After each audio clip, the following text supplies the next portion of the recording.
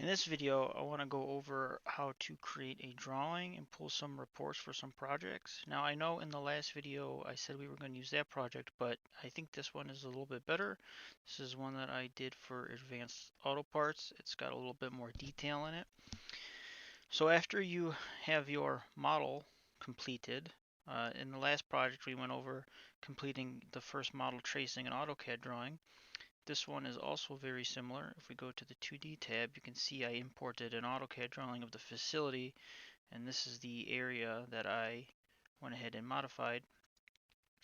So we're going to click back to our 3D view, and once we're at this stage, let's say we need to make a drawing for the customer or for our documentation. So what you want to do here is up in the right hand tab here, you have your 2D, you have your 3D, and then you have your paper tab. So you want to click on your paper view. Now you get this screen here. Don't use these drawing views up here. The only time you want to use these drawing views is if you just want to see a 3D. So to get started, what you want to do is you want to come down here to pre-made independent title blocks. You want to go ahead and click on paper. And you're going to go ahead and get this little dialog box. And in this dialog box, you want to change your folder to the correct one. So we want this to save in the mechanical quote drawings. It's all listed in PMC and stored. We want a new default drawing. It's going to be revision AA. Sheet name, we're going to call this one L010. D size is fine. We're going to go ahead and we're going to hit create. Now this is going to populate the dematic border. Now if you remember from previous videos, the drawing properties tab or the model properties tab, when you insert the information into that tab, it would automatically generate here. So you put your name into the correct box in the properties tab, and then it will automatically get pulled into this one. On the revision tab, you can come down here, you double click in the rev box, hit your plus sign, and it's going to start with the first revision. You can go ahead and close out of that, and you'll notice it stays at AA. So now what we want to do is we want to come over to here and we want to click on this box, dematic viewport. Now I'm going to go ahead and start from the corner to the bottom corner.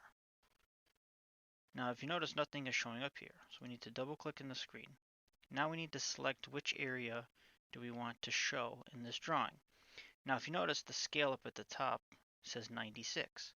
Well, if you hit your space bar, you can go ahead and make this box bigger. Now for this particular example, I'm just going to focus on this area here.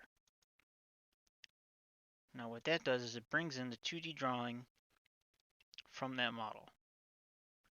And from here, you can go ahead and you can add in whatever you need to add in. So for instance, over here we have some simple predefined markers. So you can do a pay-per-view dimension if you want to show a dimension for something. If you notice, it'll show up there. And you can change all the settings here. You can put your scale on here. We also have building keys if you need those. And then some of the other things you can do with this is do center lines, section arrows, and you can go through these. These are all pre-drawn. You just click them and bring them in. If in your properties tab, when you do your initial setting up of a project, if you populated your materials to be handled, you would be able to bring in a materials to be handled key, and it would put dimensions of the packages in here as well. Now once you're done with that and everything looks good, you can come up to the print tab.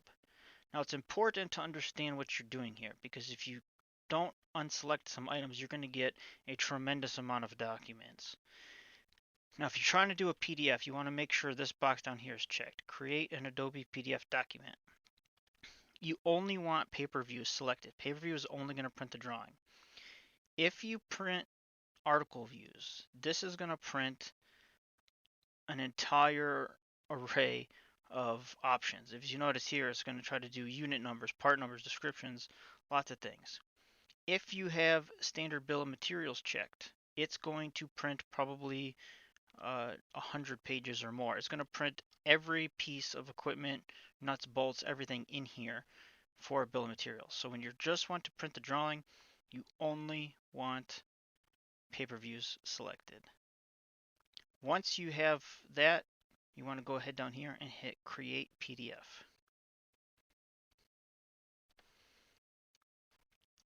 And this is going to generate your drawing as a work in progress. Once everything is correct, updated, everything is good to go, you can go ahead at that point and upload to PMC. Now, that uploading to PMC is going to do is, if you remember in some of the previous videos, we talked about how you could just preload the PDF right from Maestro. That's what that's going to do. It's also going to give you revision control. So the next person who opens this will be able to come down here, click the plus sign, Revit, and it'll all be revision controlled in PMC.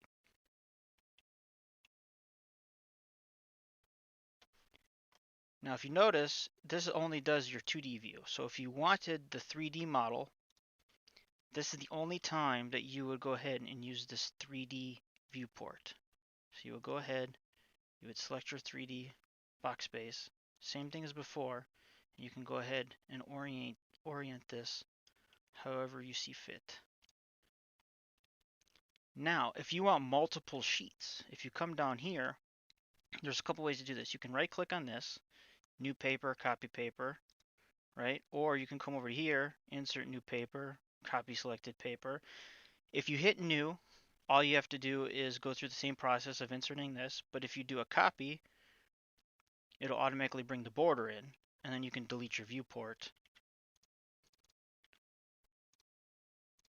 and not have to go ahead and bring in the border again. It's just a different way to get to the same results. And now if you notice at the bottom here, it's still 10 and 10. So you want to right click on that, click on Paper Manager, and now we can change the name here. So we can change this name to 20. So now we have 10, which could be a 3D view, and 20, which we can go ahead and make our 2D view.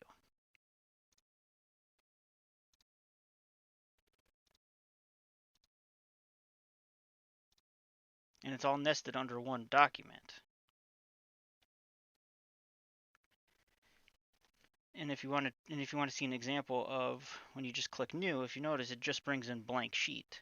So that's when you'd have to come over here again and click on pre-mades and create, and then insert your viewport. So both ways work. It's just a matter of how you want to do it. In the next video, we will go over some of the reports you can generate and how we would use those for estimating. Thanks for watching.